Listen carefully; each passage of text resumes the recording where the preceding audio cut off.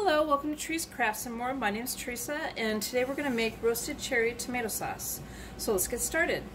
So first of all, the recipe calls for 60 cherry tomatoes, and right now in my garden I happen to have not 60 cherry tomatoes. I've got a different sizes growing, so I've thrown in some plum tomatoes in the middle of my cherry tomatoes to compensate for the ones I don't have. So 60 cherry tomatoes is about 16 plum tomatoes. And the cherry tomatoes I have washed and cleaned, and the plum tomatoes, and cut the cherry tomatoes in half and the plum tomatoes in quarters. So we're going to put, first of all, the plum tomatoes in here. And now we're going to add the seasonings. So I have 2 teaspoons of pepper and 2 teaspoons of salt, and then I'm going to add, I have a tablespoon of fresh thyme, but if you're going to use dry, I would use 1 teaspoon of dry.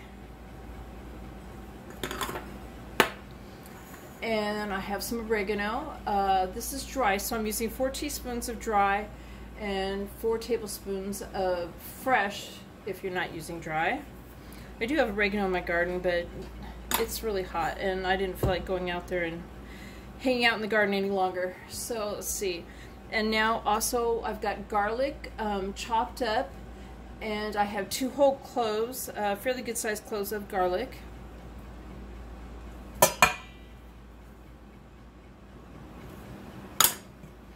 And now we're going to add 1/4 cup of olive oil.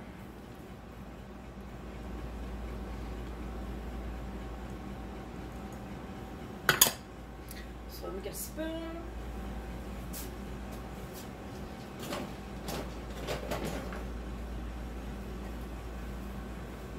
So we're going to toss this together.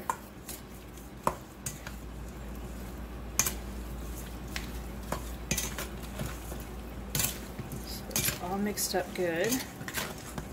Now I've taken a baking pan. I'm using a glass one, and it's a fairly good sized glass one. I think it's a little bit bigger than a 12 by 13. I'm not sure what it is. I'll show you here in a second though, so you can get an idea.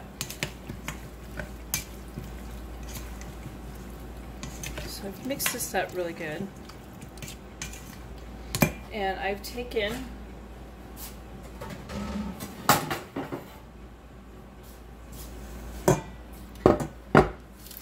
a fairly good size baking pan, and I have sprayed it with Pam, and then I've taken parchment paper and pressed it to the bottom and up the sides a little bit. So now, and I think I said I preheated my oven to 400 degrees. If I didn't, that's what you do. Make sure that I get all the seasonings in here that got stuck to the bowl.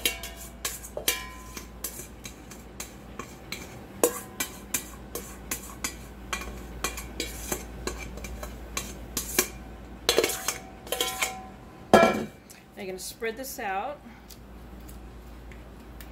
and now we're going to put it in the oven for 25 minutes, and pretty much till it's soft and fragrant, so you're getting a nice good fragrant smell from it. So I've taken the tomatoes out of the oven, and now I've let it cool, and you need to let it cool all the way. And now I'm going to pour it into a blender, and I might have to do 2 batches in the blender. I'm not sure if I can fit this all in the blender.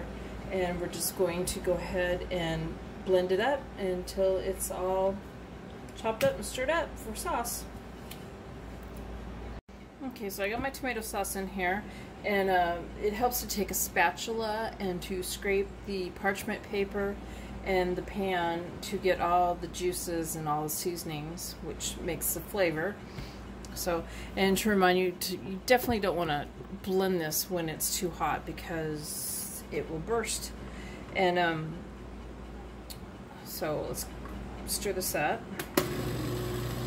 start off slow.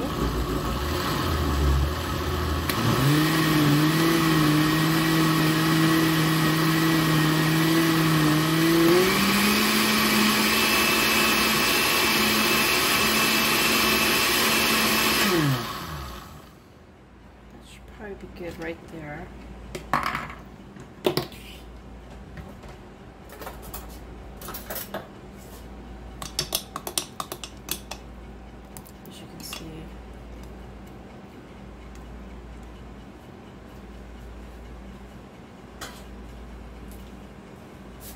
So now we're going to pour it into a container.